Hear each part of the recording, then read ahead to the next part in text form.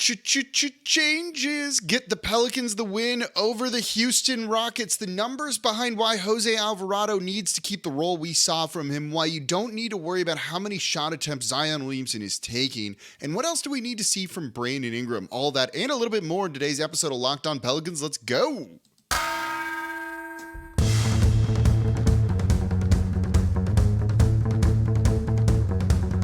You are Locked On Pelicans, your daily New Orleans Pelicans podcast, part of the Locked On Podcast Network, your team every day. Welcome to another edition of Locked On Pelicans, the daily podcast covering your favorite team, the New Orleans Pelicans and NBA, part of the Locked On Podcast Network, your team every day, available wherever you get your podcasts and available on YouTube. I'm your host, Pelicans Insider Jake Madison, at NOLA Jake on Twitter. Here with y'all on this Monday. The Pelicans win over the weekend, beating the Houston Rockets, getting a much-needed win, it feels like, 119-106, though it was a little bit nerve-wracking at times. But you finally saw Willie Green make some changes. It wasn't perfect, but we saw a different role for Jose Alvarado and him used differently. We saw Point Zion in full effect. But also in the third quarter, what was Brandon Ingram doing wrong? We'll get to all of that and more in today's episode of Locked On Pelicans. And of course, thank you for making Locked On Pelicans your first listen today and every day. We're here Monday through Friday for y'all, breaking down everything you want to know about this team in a way no one else is. I mentioned free and 5 days a week. And today's episode of Locked On Pelicans is brought to you by LinkedIn. LinkedIn Jobs helps you find the qualified candidates you want to talk to faster. Post your job for free at linkedin.com/LockedOnNBA. So let's get to it. 119-106 win. You saw some changes from Willie Green to the rotation, to the way the offense was run. And that's what you needed to see. There were two big things that carried this team. There was Point Zion. But let's start with Jose Alvarado, because he was an absolute hero in this game. This is a player who, despite being undersized, and you saw that be a problem at times for him, this wasn't a perfect game by any means, is just an impactful player in so many ways. Also getting a little bit chippy, never giving up even when the game was won, baiting the Houston Rockets into kind of losing their composure, getting ejected, BS, but they just kind of kicked him out so that nothing else was going to happen because the game was over. Just a fun and easy player to root for and deserved all of the cheers in the Smoothie King Center. He was great in this one, coming in off of the bench and in a way that we haven't seen before. Willie Green finally listened and did it. He finished the night, by the way, 20 minutes off the bench, 5 of 6 from the field, 12 points, 5 assists. He is an impactful player, and Willie Green changed the rotation. Normally, you see him be one of the first guards off the bench, and then it's Devontae Graham. But Willie Green went with Devontae Graham first, checking in towards the end of the first quarter. And you didn't see Jose Alvarado play any of the first period. And it kind of made us nervous for a second. But then you saw Jose get a ton of run in the second quarter. And if they were going to hold that same type of rotation, it meant that you would not see Jose Alvarado in the third, but it meant that he would be trying to close the game with Jose. We've been lamenting some of those Devontae Graham in the fourth quarter minutes, put in Jose Alvarado, who's better defensively, who just makes an impact in the game in a different way. And that's what New Orleans did. And after New Orleans completely blew that third quarter, allowing the Houston Rockets to go up big time in that one, you saw them put Jose Alvarado back in and closed the game out to the tune of plus 14 in the minutes that he was out there on the court. Really, the Pelicans closed that fourth quarter, winning that period by 21 points, more or less, is a net positive there. That's due to a big part of it's due to Jose Alvarado being out there on the court. I have the numbers to back it up. Any metric you look at with him, he is good. He is just a good player. When you look at the Pelicans in terms of net rating, so the offensive rating when they're on the court minus the defensive rating when they're on the court, Brandon Ingram leads the way with plus 14.3. CJ is next, 13.1. Zion's right after that, 9.7. All those guys being high makes sense. The starters are winning their minutes. Their net ratings are all going to be good, even if CJ McCollum is struggling. And by the way, that's going to be the topic of tomorrow's show. And then you have Jose Alvarado coming in tied with Zion for third. Positive 9.7. He is a good player. You look at his numbers with Zion, something we've wanted to see more so, and it's great. When Zion Williamson is on the court without Jose Alvarado, he has a net rating of 1.69. When they're both out there on the court together in 92 minutes, it's a net rating of positive 12.58. Jose, when he's just out there on the court even without Zion, positive 7.16. Any way you slice it, any way you look at Jose Alvarado being out there on the court, well, he's a net positive player. They're winning those minutes. And then you look at that number with him and Zion out there, realizing how good they are defensively and offensively, and the net rating with both those guys, play them together. Jose is a guy that can get this team into their offense quickly. How many times did they get easy buckets because he got in the half court, saw a seam, and just took it, caused the defense to rotate, and then just passed the ball to someone else? Or was knocking down shots because he was in the right place, the corners, when Zion was down, banging down low, or driving from the perimeter. And we'll get into Zion's offensive game and how they used him in the next segment. And then kicks it out to Jose, who made the right type, made his shots. It's really as simple as that. And Jose's willing to pass up the ball again. You know, you can get some secondary assists for Zion. He had one in this, the hockey assist. Any way you slice it, Jose is an impactful player. So seeing him get basically the entirety of the fourth quarter in this one, that's exactly what you want to see. That was an adjustment that Willie Green needed to make. We hadn't seen very many minutes in the fourth quarter for Jose Alvarado this season. I believe going into this game, it was under 60 minutes played in the fourth quarter. Well, Jose Alvarado played basically all 12 minutes in the fourth quarter in this one. 8 points for him, 4 assists, 2 of 3 from 3. You can't really ask for anything else other than the 3 steals, and he plays good defense. He was getting killed on some screens. You saw that to start the fourth quarter, but they really started to get into form and kicked it up a level. That's where he's a little bit undersized. That's going to hurt you there. But everything else he gives you, everything else he does, you live with that. You know, you can't put Dyson in for 5 minutes because he was dying on screens. You just got to run with Jose because everything else he gives you is so important. And he's like the heart and soul of this team at times. They love him. He gets them fired up. You need an energy guy like that. You know, that Grand Theft Alvarado he had in the fourth quarter when this game was getting away from New Orleans, got the crowd back into it, which gave life to the team. You can't put a number, a price on a guy being that important and that impactful. And then you see it in the net rating on the minutes. He should be getting more minutes. 20 is about right for him, maybe a little bit more than that. But Jose in the fourth quarter, when this team needed him, yes, more of that. Good adjustment by head coach Willie Green. So coming up next, they use Zion Williamson differently. And if you look at the box score and you see he only had 9 shot attempts in this game and you're worried about that, I'm here to tell you you're wrong, and I'll explain why, because you're missing 2 big things when it comes to those shot attempts that he took and had in this game. So that's coming up here next in today's episode of Locked On Pelicans. Before we get to that, though, today's episode of Locked On Pelicans is brought to you by LinkedIn Jobs. Every time you're trying to hire for your small business, it can feel like a high-stakes wager. If you get it wrong, it's going to hurt you. If it takes too long to find quality candidates, you're bleeding money, basically. That's why you have to check out LinkedIn Jobs. LinkedIn Jobs helps you find the right people for your team faster and for free. You can't have those positions open. It's costing you money. You need them filled so that you can run, especially if your margins aren't high. So go to LinkedIn Jobs because they have simple tools like screening questions that make it easy to focus on candidates with just the right skills and experience so you can quickly prioritize who you'd like to interview and hire. And it's why small businesses rate LinkedIn Jobs #1 in delivering quality hires versus the leading competitors. And if you're a job seeker, there's tons of things posted there. Go find it. It's the #1 job site. LinkedIn Jobs helps you find the qualified candidates you want to talk to faster. Post your job for free at linkedin.com/LockedOnNBA. That's linkedin.com/LockedOnNBA to post your job for free. Terms and conditions apply. And thank you for making Locked On Pelicans your first listen today and every day. We're here Monday through Friday for y'all, breaking down everything you want to know about this Pelicans team completely free. Tell a friend about the show. This team's fun. They seem like they're starting to finally figure some things out. They've got this nice long homestand that's going to help them hopefully get back on track. Tell a friend about a show. Make sure they know what's going on around this Pelicans team.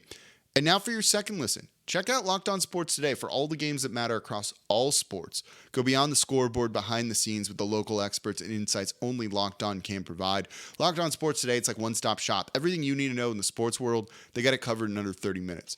Locked On Sports Today, available on on wherever you get your podcasts, YouTube as well. All right, so the Pelicans beating the Houston Rockets 119-106. Changes done by head coach Willie Green, which we wanted to see. That's kind of been the theme of this show. Everyone talking about the Pelicans, what they needed to do differently, because 6-6 was disappointing, particularly that Portland game. You know, we saw them play not amazing against the Chicago Bulls. The mistakes that they were doing were going to cost them. The bad rotations and questionable decisions from Willie Green were going to cost them. And it did at home against a Portland team that was not playing Damian Lillard. And against the Houston Rockets, you finally saw those proper changes, using Jose Alvarado a little bit more. And all of the numbers back that up. And we watched it and how impactful he was. But we've also seen how they've used Zion and how they haven't used Zion. A lot of post-ups, leading to him maybe not having the most efficient games. And then at times you've seen them use him as point Zion, and it's like an entirely different thing. And so while they don't need to completely rebuild their offense, they definitely needed to make some tweaks and get Zion into the right spots, use him the way that he should be used. And he delivered in this game a masterful performance.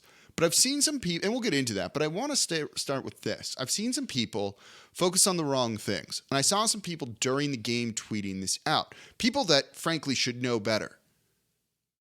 I'm not gonna name names or anything like that.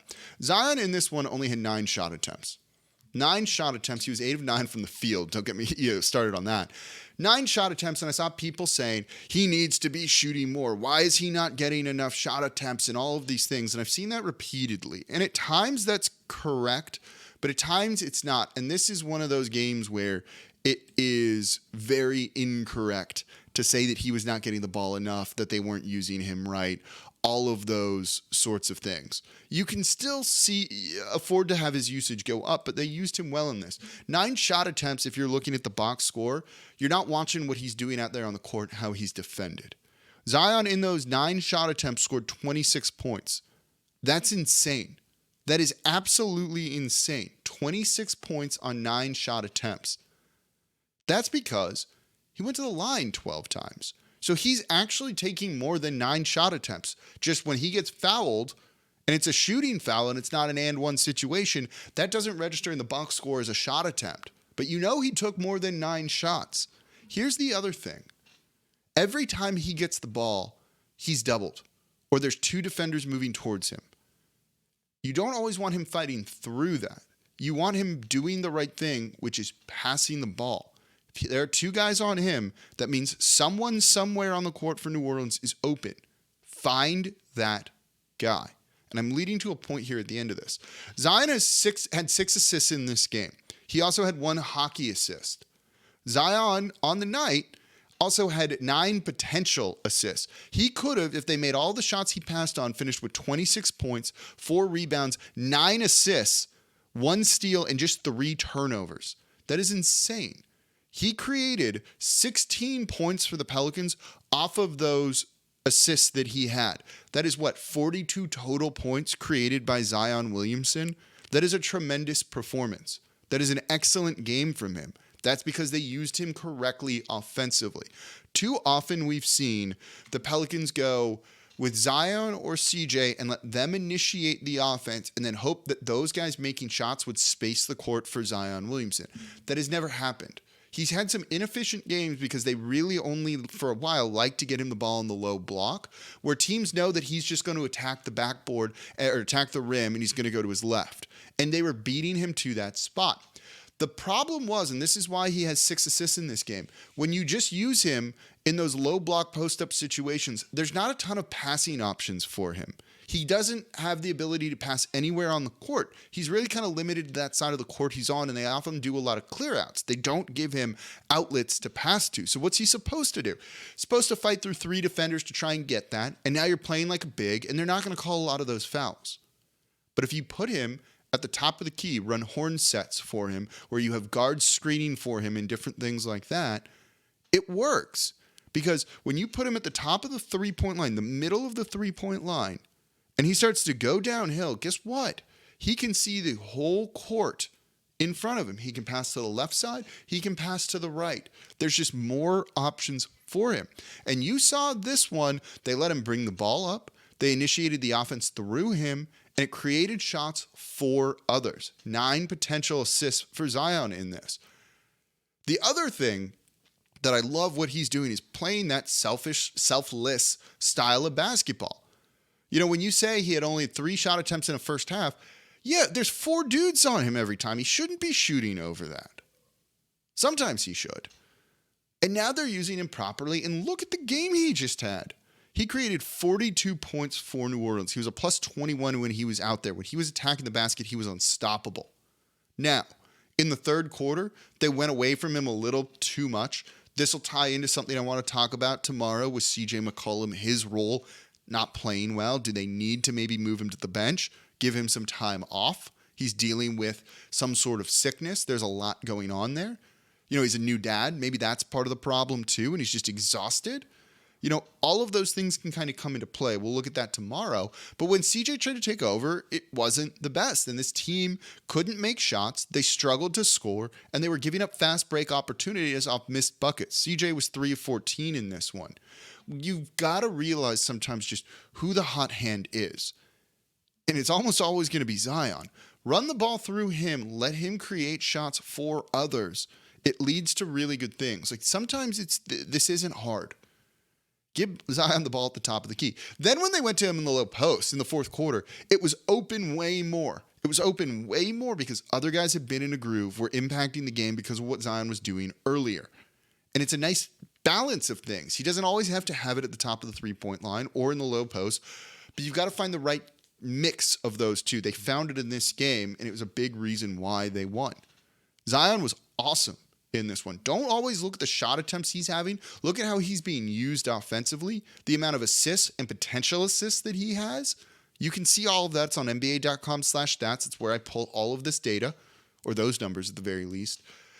You can see the shot attempts don't tell the story with him this year with how he's being defended. If he's drawing 2, someone's open. Find that guy, because the Pelicans are a good 3-point shooting team, even though they didn't shoot the 3 ball well in this one. Mainly because CJ McCollum was 1 of 7 and Brandon Ingram was 0 for 4 and Trey Murphy 0 for 5. Those off nights happen. More often than not, you're going to nail those threes, and New Orleans could have won by 30 in this one by the end of the game.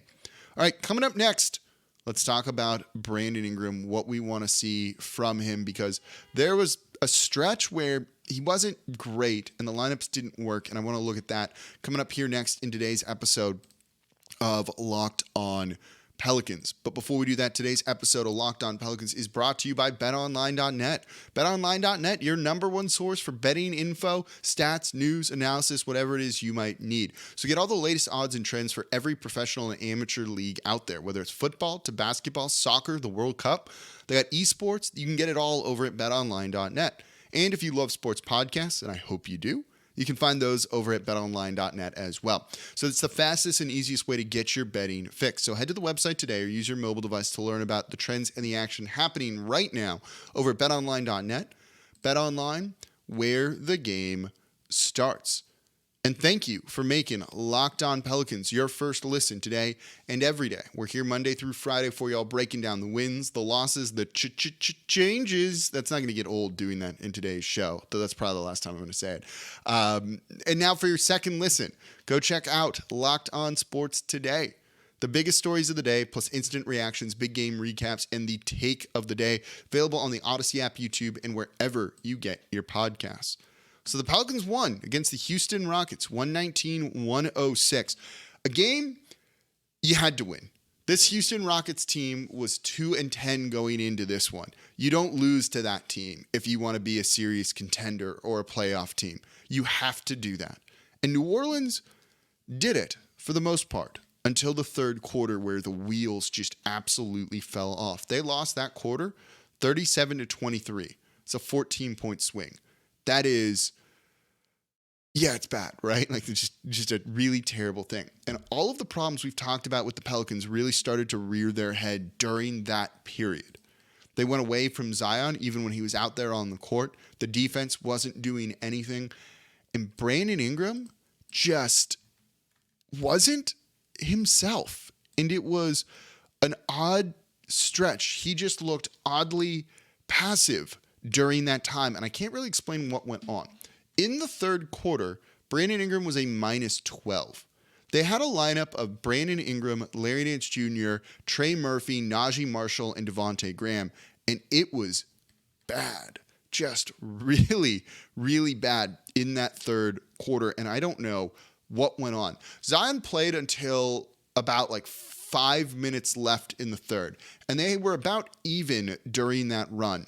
And then in the 4 or so minutes that lineup mostly played together, it was about 4 minutes. I'm looking at it right now, 4 minutes. It was rough. In the 4 minutes they played together, it was a minus 13 during that stretch. That's not good. That's not good. That's a lineup that Brandon Ingram needs to just go and do his thing. And he was off. He was settling for contested fadeaway late in the shot clock mid-range jumpers. He didn't really seem like he wanted to be involved. He was trying to pass the ball and not do things. That's a lineup that's designed for him to take over. There's some defense in there with Najee Marshall, with Larry Nance Jr. You have shooting with Trey Murphy and Devontae Graham. And because B.I. was so passive, it just made it all easy to defend. There was not a lot of ball movement. He has moments like this. Overall, he finished with a fine game. But it felt like he wasn't as impactful as some of his teammates were. He finished with 20 points on the night, 5 assists, 3 steals, but he out there being passive in that lineup and then just not playing any defense. The Pelicans were just getting burned repeatedly during that stretch by Jalen Green, who decided he wanted to go out and really, really score and stick it to this team. He finished with 15 points in that period because no one could defend him. No one really wanted to defend him, and they just let him blow by them. That's a lineup that Brandon Ingram at least has to go out and score and lead this team. The 0 for 4, when you're the only guy out there for basically that whole period for New Orleans, you need to be shooting more. He needs to go and just take over a game, which is certainly easier said than done. It's not like, it's an easy thing just to turn it over and go, I'm going to dominate this game and no one else is going to keep up with me, right? Jalen Green maybe did that, but if guys could just flip a switch and do that whenever they wanted, they'd do it all the time.